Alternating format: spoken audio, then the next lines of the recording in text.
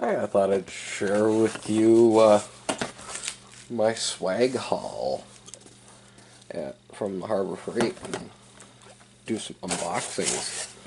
First one is probably the longest one. It's the, come on, give me a full view of this. Underhood work light. Now, yes, this is the same one that the famous Eric the Car Guy has. This is my second one. And no, I didn't buy this one just because my other one was broken. I bought this because I wanted a second one.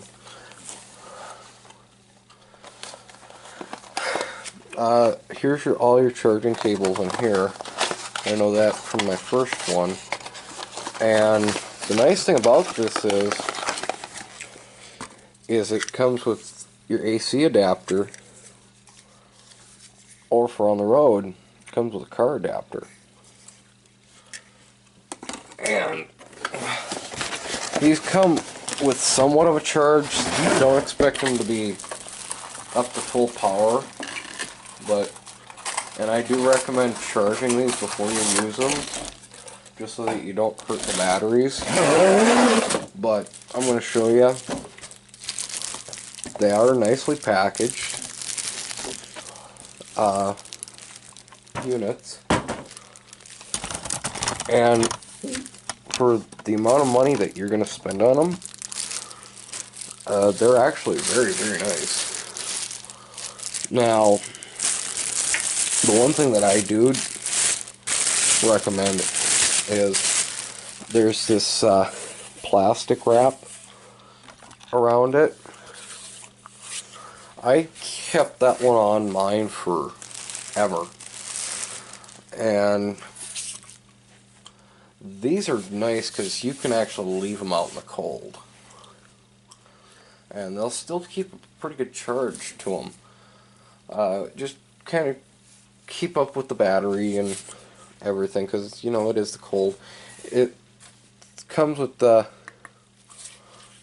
two different buttons and two different modes, and they're really bright.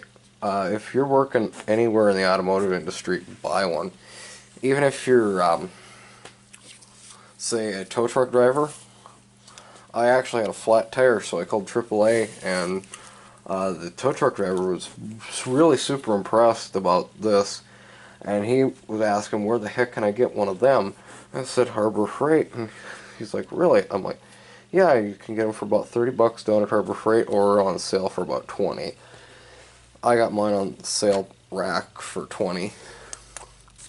But for a light, it's a nice light. Okay, that one's over there. And we're gonna move you down. Get the charging cables out of the way for the other product that we're gonna be doing.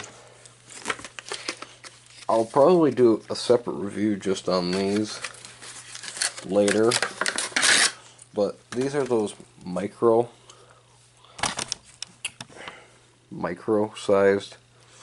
side cutters, and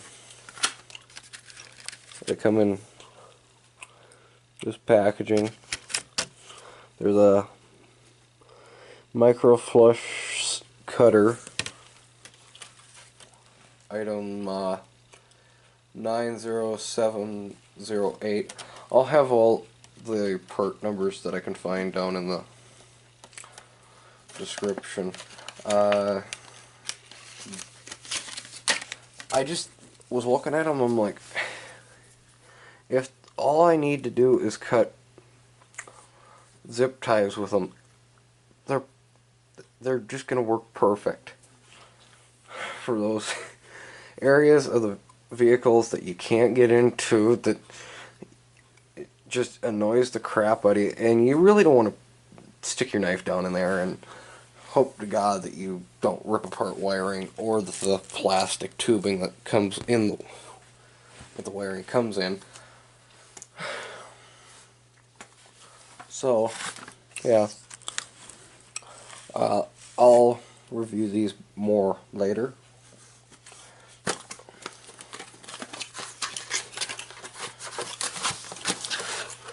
The diamond honing block. I bought this to do some nice sharpening. Now, yes, you can sharpen with the sandpaper, and the sandpaper is nice. The sandpaper idea is nice for the fact that, yeah, it's cheap and you can do it.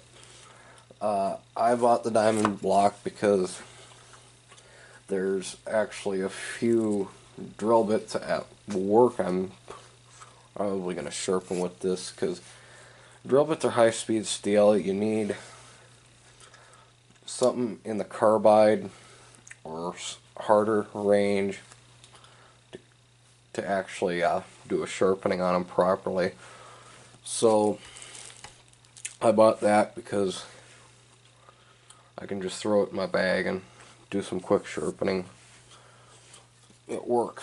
And it's got a nice case, and it shows you all the different color coding of what the grid is. So if you lose it off, if this rubs off the sides of the block, it's always somewhere. And you want to start with the lowest number and work your way to the highest number. Always remember that.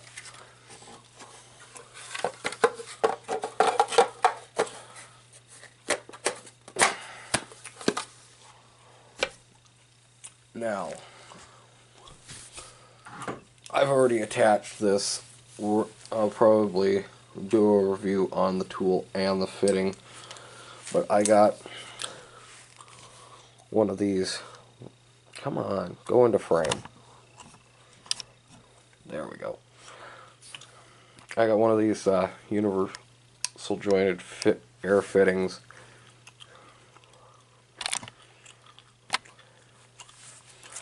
And it seems nice. It seems nice and sturdy. I got it connected to my new Chicago pneumatic die grinder. No, these are not Harbor Freight. Just to let you know. But if you're interested, I'll put the link, part number in the description about this too. Okay, I think the big item's next. The one that I've kind of been hinting at in other videos, but now it's time.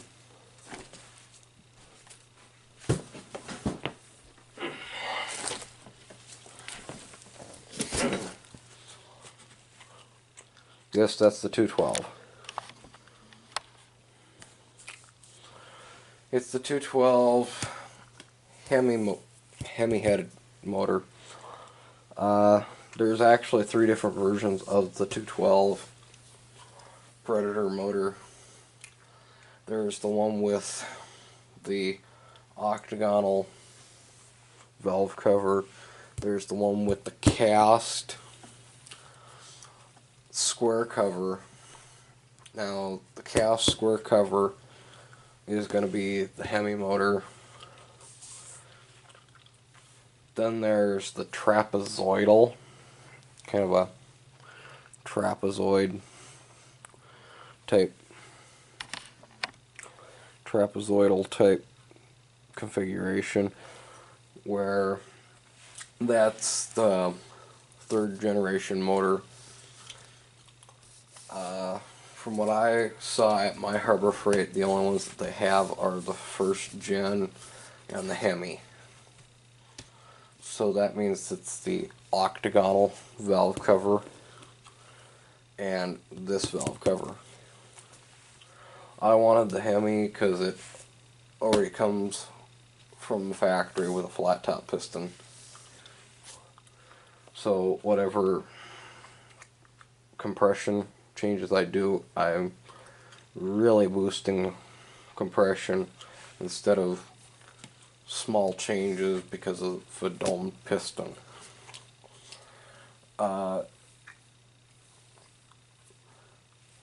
Keep watching the channel for later, because I'm actually going to just do a complete series on this motor. This motor is not going to stay stock at all. Probably do an unboxing video tonight, probably have that somewhere, probably next week or sometime this week. But that's just going to be an unboxing video. If you really want to watch me start tearing into this, wait until I can actually start doing it, because I'm actually going to build this in a way that most others don't. I'm going to take the time, I'm going to do it right as far as parts go.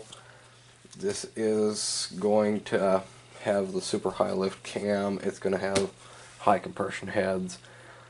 I'm going to actually do a porting video on both this head, and I'm thinking about getting the smaller chamber sized head and porting that too.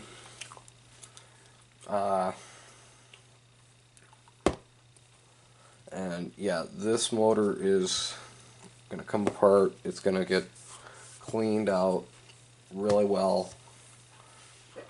Even have probably a couple of welding videos with it, because some of the things that are on it now are coming out, and instead of blocking them off with bolts, I'm thinking just weld the holes shut. Well, I'll have a few videos on how to weld cast aluminum, because these are aluminum block motors. So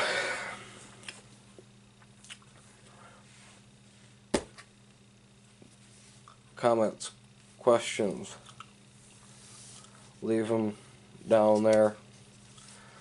Please comment, rate, subscribe, and we'll see you on the next one.